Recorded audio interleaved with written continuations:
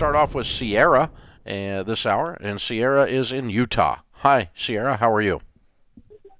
Hi, doing well. How about you guys? Better than I deserve. How can Dr. John and I help?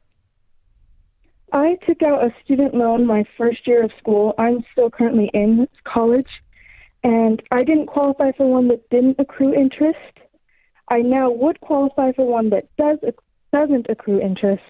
Do you think it would be a good idea to take out a loan to cover my other loan?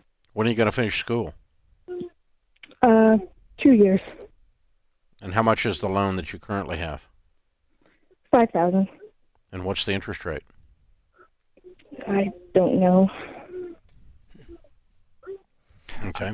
I can tell you, Sierra, I played the no Quincy's, no takebacks, loop-de-loop game where I took one student loan to pay off another student loan and then paid off a car. And I got so excited about the opportunity to make this move and do that one, and then I ended up in a big, big old mess. It's not much money, okay? Okay. Let's just say it's 5% interest. We'll just make it up, okay? So 5 times 5 is 25, right? So that means your interest on a $5,000 loan is $250 a year. Okay. For 2 years. So the whole discussion we're having is $500, which does not solve a $5,000 problem. So it helps. Right. I mean, if you send me $500, I'll take it. Mm-hmm. It helps. If I sent it to you, you'd take it. But it's I think it's more important than fooling with that kind of stuff that you just stay away from the loans in general, and that you guys lay out a budget and a game plan where you're able to cash flow the balance of your education with no additional debt. The $250 doesn't concern me one way or the other much here. It's good that you're thinking about it, but you really can't borrow your way out of debt. So it's okay to try. It's okay to move it if you want to, but the problem is it kind of opens up the gate of what John was saying. Then the next time something comes along, well, I'll try that too. And you just can't pay off your debt any way except pay off your debt. Yeah, you can't scheme your way through the end of it. And I know the interest rate. If you're going to be a big kid and sign on the dotted line and take money, know what you're getting into. Yeah, well, it's a good idea now that you're there to know it too. So get it out and look at it after you get off the phone, and let's know what we've got, what we're dealing with going forward. But that's roughly what we're talking about here. You know, John, I was looking at some footage of the interviews that were done, and there was actually video portions that we've not used yet that we were looking at figuring out some things to do with from the Borrowed Future podcast series that we did, and you were a big part of that. Of course, George Camel was our host on that. It's 8 episodes, if you guys have not listened to it, on the student loan debacle that is out there, this pandemic of student loans that were there before the other pandemic got here, and completely out of control. The trillions of dollars, with a T, and people getting, the whole system is just completely screwed up to where we, the people, the citizens of the United States, are on the hook for a program that Congress is so stupid that it continues to leave in place. 3 million kids will go into student loan debt, new ones, this year. This year.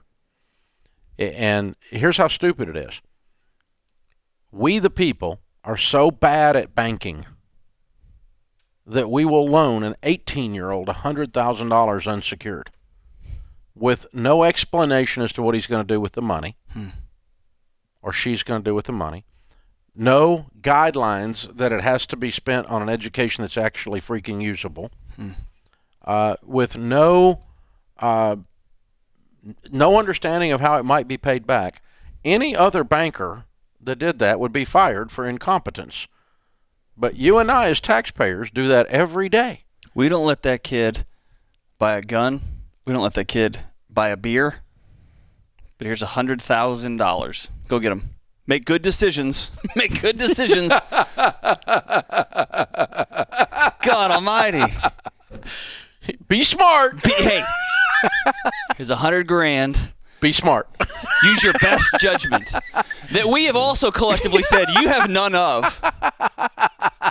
You don't have any, so we've made laws to protect you from yourself. But here's $100,000. Go get them.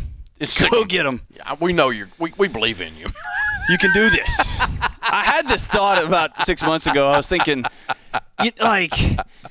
other countries have, a year of social service or 2 years of military prescription.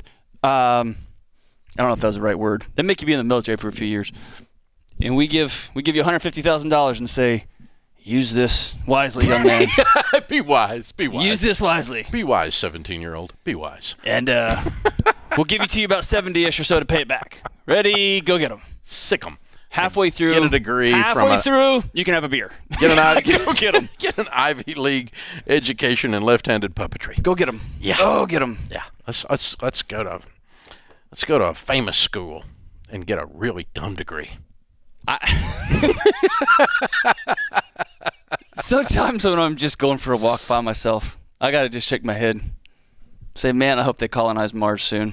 But what we need to do is, according to the politicians, we need to forgive the student loans while we're still making them, but we need to forgive them. That's so intellectually. Here's the thing, critical America. thinking skills of a politician that says, let's keep making these loans while we forgive them. America, because they're bad, so we should forgive them, but we need to make them because they're good. It's so intellectually dishonest. It just shows that they have no character in Washington. So here, you go to listen to this podcast. It will blow your mind how predatory Sally Mae is, how predatory Navient is, how predatory we the people are on our own kids. No wonder college prices shot through the roof. They have an unlimited supply of money from stupid people. This is ridiculous. You and me are the stupid people, not the kids, by the way. Yeah. It's just crazy. So, yeah, we've been calling on Congress to stop the student loan program. Just stop it completely. Then we got another mess on the Stop back it. of that one. Yeah, there'll be a bunch of broke college professors right after There's that. gonna be a bunch of broke cities, a bunch of broke. Man, oh man, we have created a quagmire for ourselves. Yeah, this is going to be a little bit of a barrel of fish hooks here, baby. Borrowed Future. Check it out. It's a podcast series, 8 episodes. You don't want to miss it. This is the Dave Ramsey Show.